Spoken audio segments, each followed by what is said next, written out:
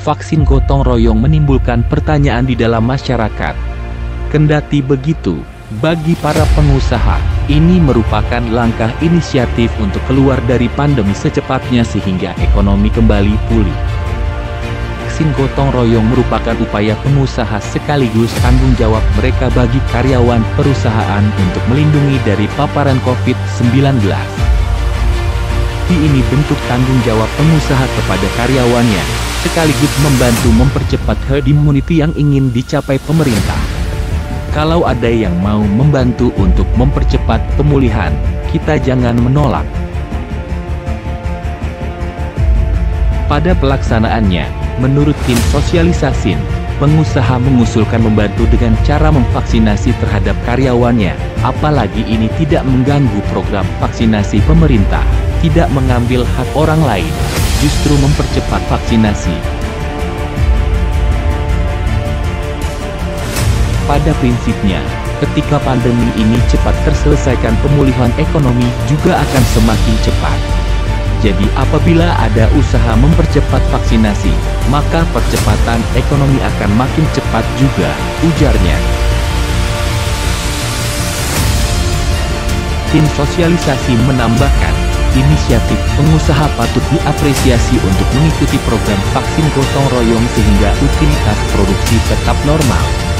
Dari sisi perusahaan menguntungkan, dari sisi ekonomi juga pekerjanya bisa kembali bekerja sepenuh. Menambahkan, inisiatif pengusaha patut diapresiasi untuk mengikuti program vaksin gotong royong sehingga utilitas produksi tetap normal. Dari sisi perusahaan menguntungkan, dari sisi ekonomi juga pekerjanya bisa kembali bekerja sepenuhnya. Dibentuk dalam rangka percepatan penanganan COVID-19 serta pemulihan perekonomian dan transformasi ekonomi nasional.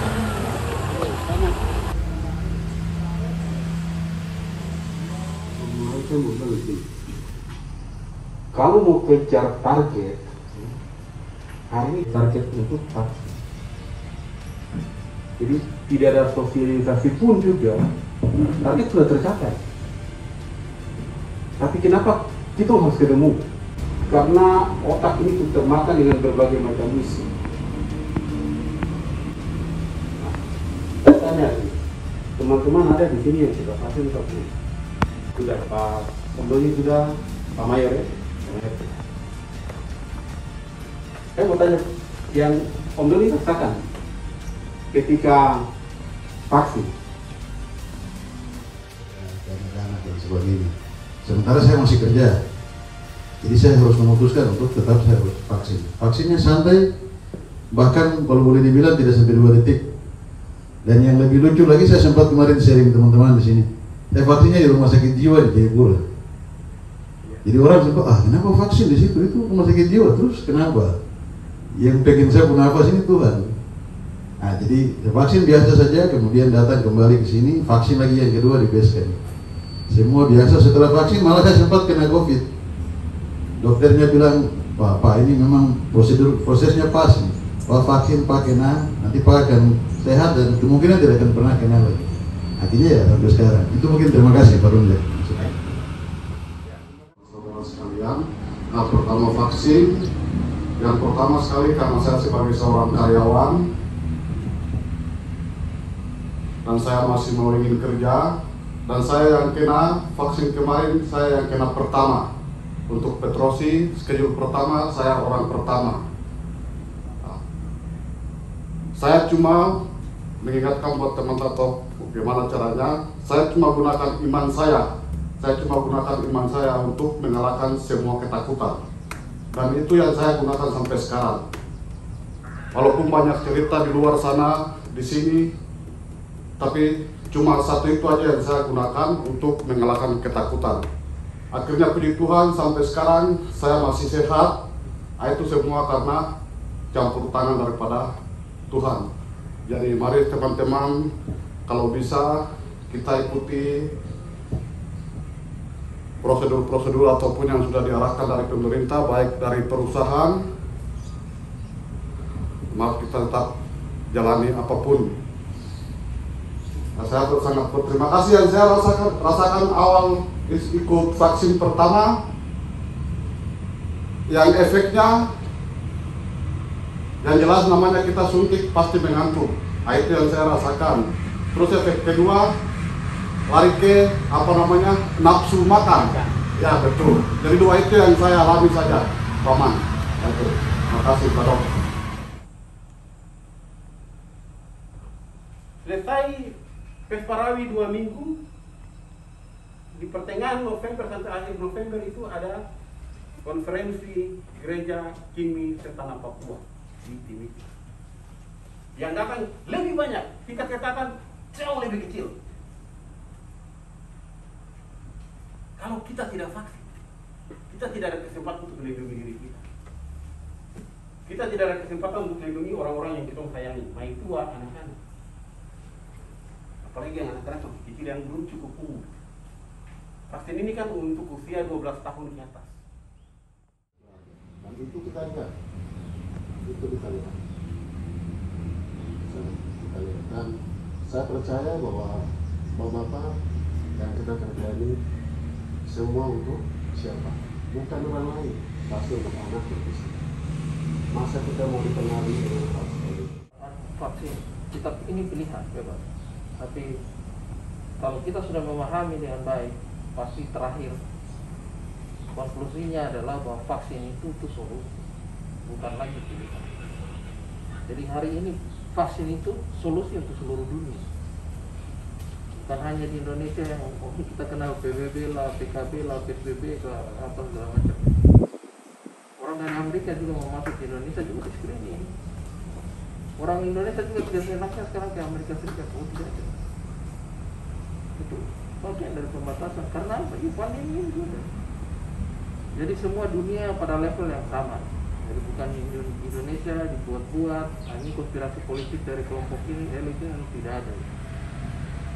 Jadi penjelasan hari ini sudah jelas sekali. Vaksin itu saya simpulkan lagi bahwa bukan pilihan, bukan bahwa vaksin itu solusi. Bicara mengenai katakan tadi yang saya bilang supaya tidak ada lagi PSBB lah, PKB lah, PBB segala macam, orang bisa jalan. Kita punya HAM untuk jalan bebas, berinteraksi, beraktivitas untuk cari hidup ini terus. Jadi vaksin itu solusi. Ya, karena level pemahaman sudah sama di seluruh dunia, level penanganannya sudah sama, sehingga batasan-batasan itu sah menurut ukuran manusia, bukan hanya di Indonesia, di seluruh dunia itu sah.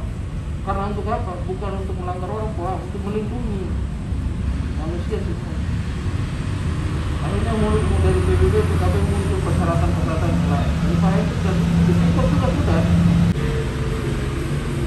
Sebabnya kalau ada kebaikan di sini tadi Pak Kogoya sudah sampaikan, kalau semua baik di sini berarti ya Tuhan tidak pernah merancangkan sesuatu yang tidak baik.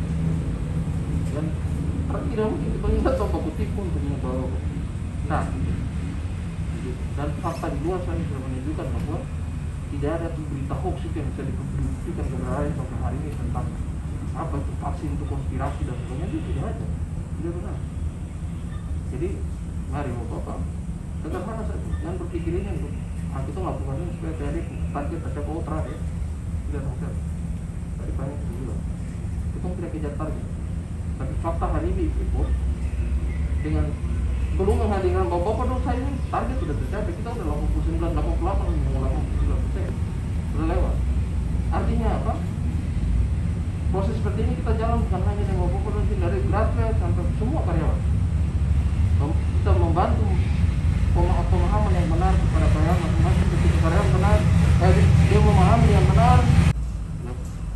Artinya negara memutuskan sejumlah persyaratan untuk melindungi masyarakat. Perusahaan pun melakukan persyaratan seperti itu. Sekarang persyaratan masuk ke Freeport, melalui kontraktor mau langsung ke Freeport, syaratnya vaksin 1 2 COVID. Jadi saya berpikir positif itu yang kami sampaikan. Saya pensiun ya, nanti 2 tahun kemudian. Saya pikir ke depan adik-adik Papua ini akan masuk perusahaan ini tidak. Kalau memang diperlakukan seperti ini, persyaratannya seperti ini, Pak Doni terus terang kita orang Papua akan penonton. Ini bisnis. Ini bisnis, Pak. Bisnis ini dia tidak tahu. Oh, Papua dulu boleh, zaman saya itu Papua tidak kuat, suku kuat. Tapi sekarang, maaf, catatan ini dengar baik-baik, simak baik-baik, bawa pulang. Dulu Amerika pegang ini, saya bicara, dia dengar. Tapi hari ini tidak. Orang Papua besok penonton di luar. Catat itu, apa yang saya katakan ini. Yang menamakan regenerasi itu yang ada ini. Yang kita contoh yang tidak baik buat regenerasi yang akan datang. Nanti orang bilang, orang Papua itu pamalas, orang Papua itu tidak mau dengar-dengar. Berarti kita orang Papua ini ketinggalan terus ini. Orang lain sudah maju 2 langkah, 3 langkah. Kita ketinggalan hari ini. Nah, ini secara kakak senior, jadi saya tegas sedikit. Saya tidak tahu ke depan. Jadi sekali lagi ke depan ini yang saya takut. Di belakang kalau datang itu lebih besar daripada di depan kita ini hari ini kita lihat. Jadi itu yang saya sampaikan. Terima kasih kehadiran kami. Kami terima Pak Doni. Mungkin besok juga ada sesi juga masih ada. Kita lanjutkan lagi dengan teman-teman yang sudah ikut. Terima kasih sekali Pak Doni. Baik, kita akan sama-sama dulu.